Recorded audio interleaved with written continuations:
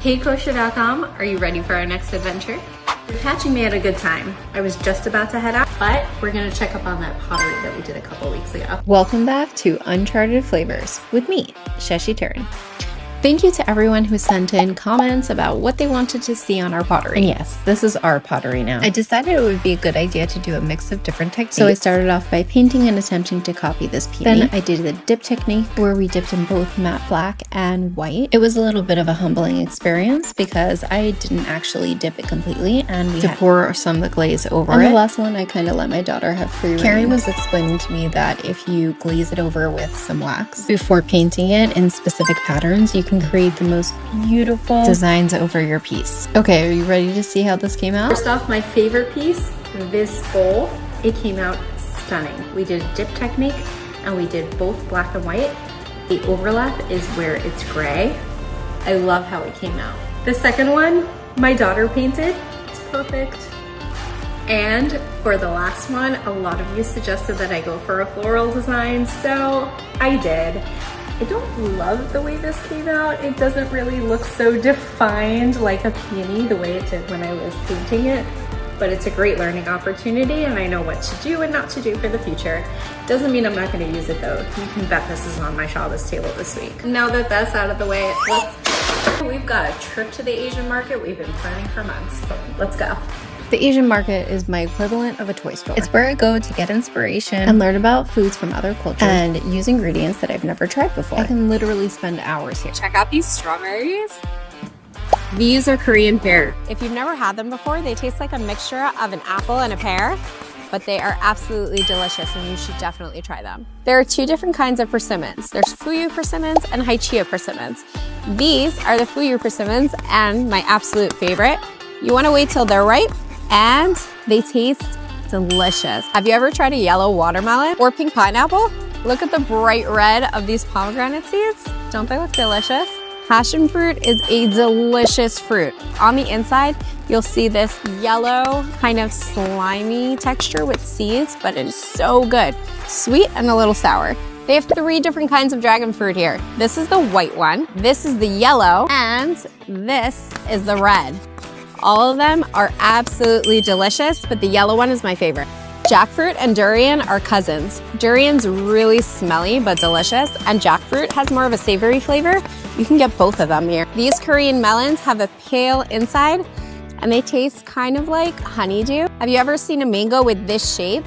These are less fibrous and sweeter than the regular mangoes that you're used to. This fruit is called a longan. It has a white inside and it's a little sweet.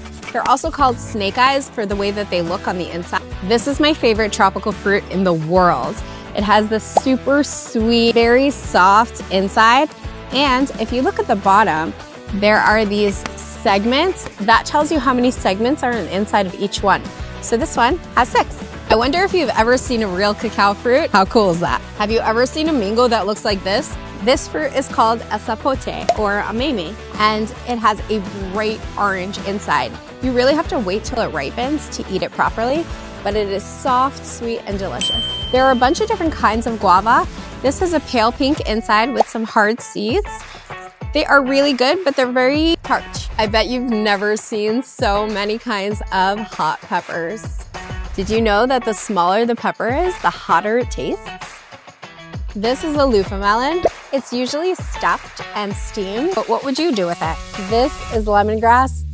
The smell is amazing. It's usually used in Thai dishes, but you can use it anywhere you'd like. This is lotus root. It's a starch that's usually fried and has such a great crunchy texture. Here's some things you might have heard about but have never seen in real life. This is an aloe leaf. This is a sunchoke or Jerusalem artichoke. This is sesame leaf. And this is fresh turmeric. This is galangal, and it's pretty similar to ginger, but it has a more floral note and it's a little bit more fragrant. Do you remember this from our kimchi episode? It's daikon. This is green papaya. Thai cooking uses this as a starch in one of their salads. Have you ever seen a pomelo this big? This white potato is actually purple on the inside and has the most beautiful color. It's used to make a lot of sweet treats and it's called ube. Do y'all remember this from our kimchi episode? Chinese chives. You can use them anywhere in place of scallions. This is basil and this is Thai basil. Thai basil tends to have more of a licorice flavor. They're technically used interchangeably. These long beans are usually eaten as a symbol of long life and longevity on somebody's birthday. These are shiitake mushrooms and these are shiitake mushrooms. Check them out. These are the American sort and these are the Asian sort. Fun fact, every time I come here, I'm limited by the amounts of mushrooms that I can buy because I love them so much. And there are so many varieties here. Here's the oyster mushrooms, but let me show you what else they have. When I said there were a ton of mushrooms, I was not kidding. All different kinds of varieties, all different shapes, flavors, and sizes. You cannot get enough here. Keeps going. It does keep going. These are my favorite. This is the kabocha squash, and it has less starch and carbohydrates than your regular winter squashes, but it is just as delicious, if not more so. Here's a couple of things that I've never seen before. This is a Chinese long squash. This is a bitter melon. This is a fuzzy squash. This is a root vegetable called nagaimo. This is a burdock root. This is a yaita, and this is a yampi. This is a malanga, and this is taro root. If you've never had a jicama before, it's starchy and crisp, and it tastes delicious with a little bit of lime and chili powder. If you thought you knew bok choy, guess what? There are a whole bunch of different kinds of bok choy.